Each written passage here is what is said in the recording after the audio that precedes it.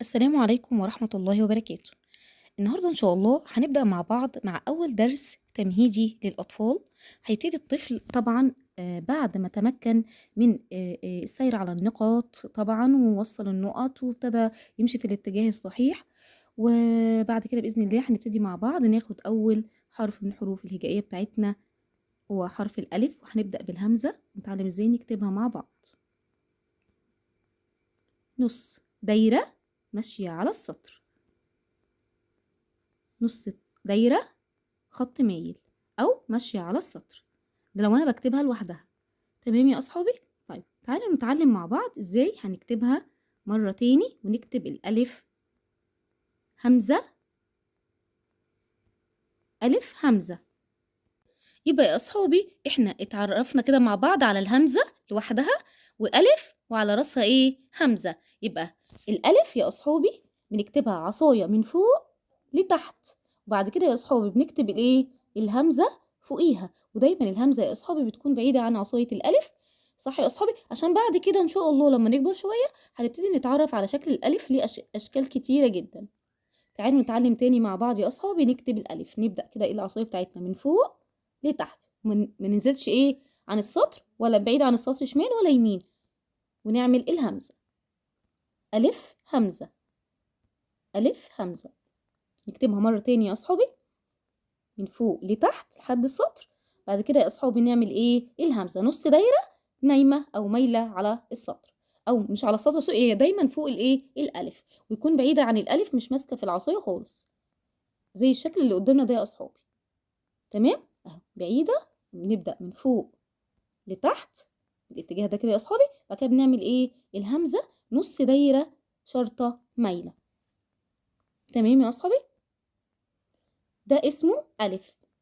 ودايما يا أصحابي نلتزم بالإيه؟ بالسطر، ما ينفعش ننزل تحت السطر أو نكتب بعيد عن إيه؟ السطر. نعمل الألف، بعد كده نعمل إيه يا أصحابي؟ الهمزة بعيدة عن العصاية بتاعة الألف. تمام كده يا أصحابي؟ الحرف ده اسمه إيه؟ ألف. ألف همزة، ألف همزة، ألف همزة. تمام كده يا أصحابي؟ يبقى اتعرفنا مع بعض على حرف الألف. ألف همزة. تعالوا ناخد مع بعض مدلولات حرف الألف. ألف أرنب، ألف أرنب، ألف أرنب. ألف أنانيس، أنانيس، ألف أنانيس. ألف أسد، ألف أسد، ألف إبريق، ألف إبريق. ألف إشارة، إشارة. ألف أم، أم.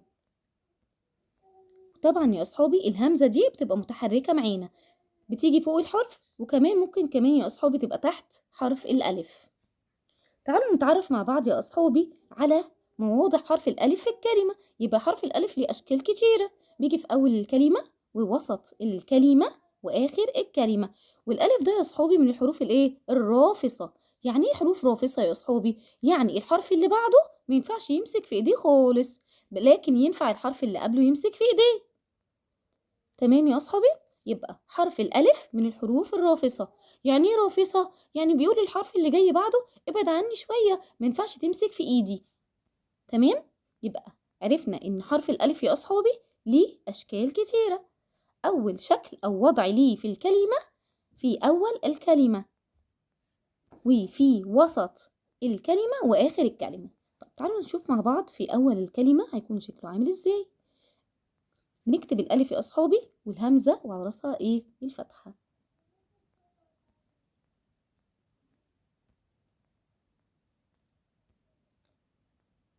في وسط الكلمة يا أصحابي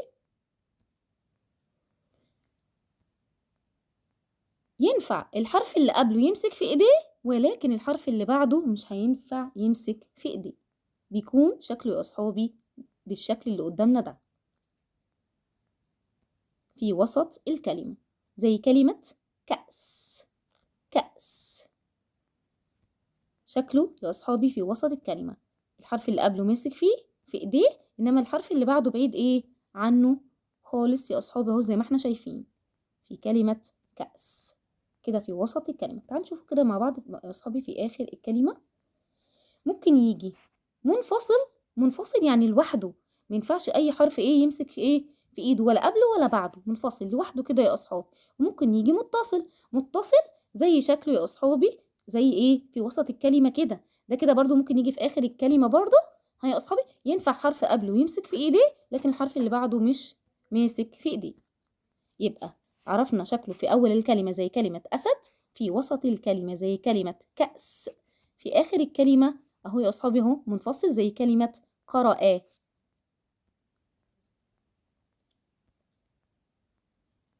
تعالوا يا أصحابي ناخد مع بعض تمرين. الأناناسة اللي قدامنا دي يا أصحابي بتبحث عن حرف الألف. ها ده حرف الألف يا أصحابي؟ لأ. ها اللي بعده ده حرف إيه يا أصحابي؟ الألف. برافو، هنوصل الأناناسة بحرف الألف. برافو. ها الحرف اللي بعده ده يا أصحابي برضو حرف الألف. برافو، برافو عليكم، نوصل الأناناسة بحرف الألف. وبكده يا أصحابي نكون اتعرفنا النهاردة على حرف الألف، وعرفنا إن حرف الألف يا أصحابي ليه أشكاله: أول الكلمة، وسط الكلمة، آخر الكلمة. ألف. يبقى احنا اتعرفنا مع بعض النهاردة يا أصحابي على حرف الألف، ودي أشكاله يا أصحابي. مع السلامة يا أصحابي، أشوفكم إن شاء الله المرة القادمة، والسلام عليكم ورحمة الله وبركاته.